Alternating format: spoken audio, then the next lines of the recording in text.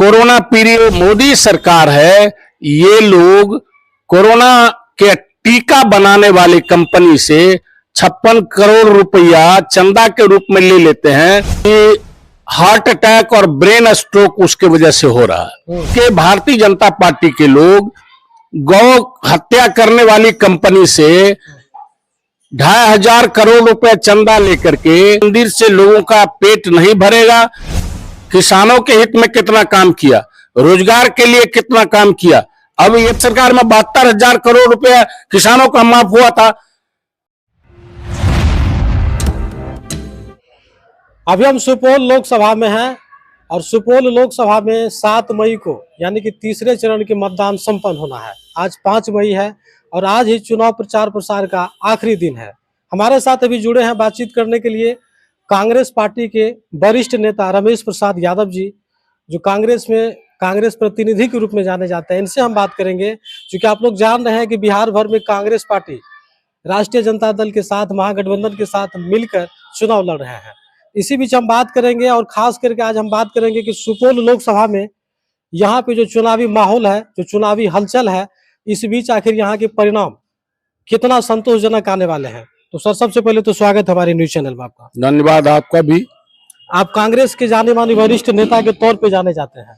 सुपौल लोकसभा में क्या माहौल है सर? इस बार आपके महागठबंधन से यहाँ से चंद्रहास चौपाल जो दलित प्रत्याशी के रूप में चुनावी मैदान में है, तो क्या लगता है इस बार सुपौल लोकसभा में बदलाव होने वाला है? बिल्कुल, सुपौल लोकसभा में परिवर्तन होना है।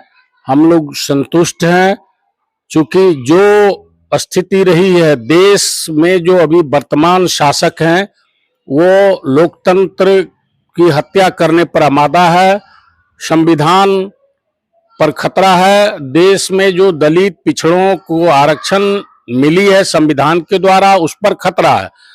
साथ ही जो वर्तमान शासक है, शासक दल है, ये लोग आपदा में ही खोजते हैं कि कहां हमारी लाभ होगी। जैसे कोरोना पीरियड चल रहा था, उसमें वर्तमान जो दिलेश्वर कामत निवर्तमान सांसद है, उसको लोगों ने संपर्क साधा तो उन्होंने कहा कि हमको मुसलमान वोट देता है, हम कोई मदद नहीं कर पाएंगे। कोरोना पीरियड चल रहा था, देश में एक तरफ कोरोना से पीड़ित लोग प्रभावित थे, लोग चिंतित थे, सड़क पर बच्चा पैदा हो जाता था, बच्चे प्यासे मर जाते थे।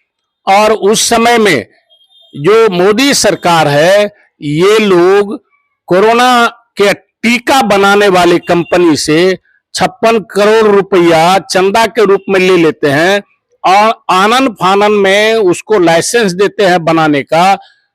वैसा जो वैक्सीन निर्माण होकर के आया, वैक्सीन दिलाया गया इस देश के तमाम लोगों को, और आज उससे प्रभावित होकर के ब्रिटेन में मुकदमा चला। कंपनी ने स्वीकार किया उसको कि हार्ट अटैक और ब्रेन स्ट्रोक उसके वजह से हो रहा है। तो इस तरह की हरकत, अब गौ हत्या, गाय को माता कहने वाले इस देश के भारतीय जनता पार्टी के लोग गौ हत्या करने वाली कंपनी से 2,500 करोड़ रुपए चंदा लेकर के गौ कत्ल खाना खोलने का लाइसेंस दे दिया जाता है।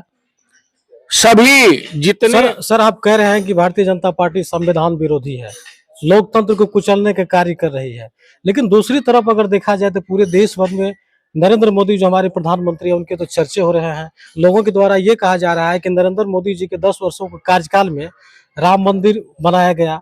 देखा जाए तो देश में तो मोदी लहर इस बार भी है। देखिए, कोई लहर नहीं है, कहीं लहर नहीं है। पूरे देश से इसका सफाया होने जा रहा है। मंदिर से लोगों को रोजगार नहीं मिलेगा, मंदिर से लोगों का पेट नहीं भरेगा। किसानों के हित में कितना काम किया, रोजगार के लिए कितना काम किया। अब ये पढ़े लिखे युवा उस दिशा में सोच रहे हैं। दूसरी ओर राहुल गांधी का जो मैनिफेस्टो है, कांग्रेस का मैनिफेस्टो है, जिसमें प्रत्येक वर्ष 30 लाख नौजवान को अप्रेंटिसशिप करवा करके उसको 1 लाख रुपए प्रतिवर्ष उसको दिया जाएगा जब तक नौकरी नहीं हो जाएगी, और 30 लाख प्रतिवर्ष नौकरी दिया जाएगा। इस ढंग का महिलाओं के लिए जो 16 लाख करोड़ रुपए बीजेपी वाले उद्योगपतियों का माफ करने का काम करते हैं, तो अभी राहुल गांधी और आरजेडी गठबंधन का जो हम लोग का महागठबंधन है, इसका जो मैनिफेस्टो है ये कहता है कि हम उस पैसे को 1 लाख प्रति वर्ष महिला को, गरीब महिला को हम उसके खाते में भेजेंगे। तो इस तरह से हम महिला का सम्मान करेंगे, बेरोजगारों को रोजगार देंगे। हम राम मंदिर पर क्यों जाए? राम मंदिर का अब जो मामला है वो खत्म हो चुका है, इस जुमले में जाने वाले लोग नहीं। तो भारतीय जनता पार्टी के द्वारा जिस तरह से लगातार ये दावे किए जा रहे हैं कि इस बार 400 पार, क्या उसके दावे खोखले साबित होंगे? खोखले साबित होंगे। 200 तक नहीं पहुंचने जा रही हैं। दक्षिण भारत में तो सफाया हो गया और हिंदी पट्टी में भी। तो चलिए हम बिहार की बात कर लेते हैं। बिहार में 40 लोकसभा सीट पे जिस तरह से आपके महागठबंधन के द्वारा तैयारियां की जा रही है, चुनाव लड़ा जा रहा है, यहाँ पर आखिर किस तरह का रिजल्ट आने वाला है? नहीं, आप सुपौल से लेकर के पूर्णिया से लेकर कटिहार, खगड़िया जो चुनाव हुआ है उसमें जो हम गए हैं, हम जो दौरा किए हैं, उससे हम स्पष्ट लगता है कि अभी अब तक जो चुनाव हुआ है उसमें एक भी सीट बीजेपी गठबंधन को मिलने वाला नहीं। सर, एक जनता का सवाल हम आपसे करना चाहेंगे। लोगों का यह भी कहना है कि आखिर 45 साल 50 साल जिस कांग्रेस ने देश का प्रतिनिधित्व किया, उसके शासनकाल में आखिर राम मंदिर क्यों नहीं बना? आखिर सनातन धर्म का चर्चा जिक्र क्यों नहीं किया गया? आखिर देश में जिस तरह का माहौल है, अभी लोग कहा जा रहा है कि हमारा देश अंतर्राष्ट्रीय लेवल पे मजबूत हुआ है, ये तमाम चीज के ऐसे बातों का खुलासा किया जा रहा है कि इन विषयों पर आप क्या कहेंगे?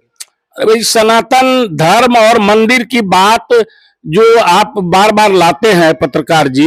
नहीं, ये मेरा सवाल नहीं है सर। लोगों का ऐसा कहना है कि जब से नरेंद्र मोदी जी का शासन देश में हुआ है, 10 वर्ष से उन्होंने देश को चला रहा है, तो उसके कार्यकाल में आप देखिए किस तरह से हिंदू समाज के लोग धर्म के पीछे दौड़ रहे हैं, भाग रहे हैं। धार्मिक राजनीति के ही आधार पर भारतीय जनता पार्टी सत्ता में है और वोट भी ले रही है। तो धर्म आस्था की चीज है।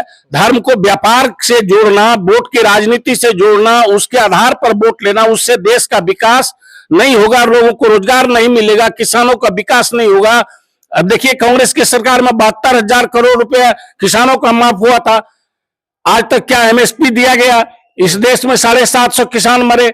यहाँ जीएसटी पर जो है, आप दूध से लेकर के किताब पुस्तकों पर आज तक आजाद भारत से लेकर गुलाम भारत पर कभी टैक्स नहीं लगा था। ये राहुल गांधी के द्वारा जिस तरह से पूरे देश में भारत जोड़ो अभियान कार्यक्रम को चलाया गया, किया गया, लंबी उन्होंने कार्यक्रम किया, देश भर में कई राज्यों में घूमे, लोगों को उनको जन समर्थन भी प्राप्त हुआ, उनका फायदा इस लोकसभा चुनाव में मिलेगा? बिल्कुल मिलेगा। राहुल गांधी सरजमीन से जुड़ गए हैं, सरजमीन को समझ पाए हैं। गरीब, दलित, शोषित, पीड़ित, ये जो है देश में जनगणना कराने की बात करते हैं, देश में सर्वे कराने की बात करते हैं, वो एक्सरे की बात करते हैं कि असल में एक्सरे करके हम देश को देखना चाहते हैं कि किस वर्ग का कितना हक मिलना चाहिए, जिसकी जितनी आबादी है उसको इतनी हिस्सेदारी मिलनी चाहिए। वो हिस्सेदारी, सबकी हिस्सेदारी, सबकी भागीदारी की बात करते हैं।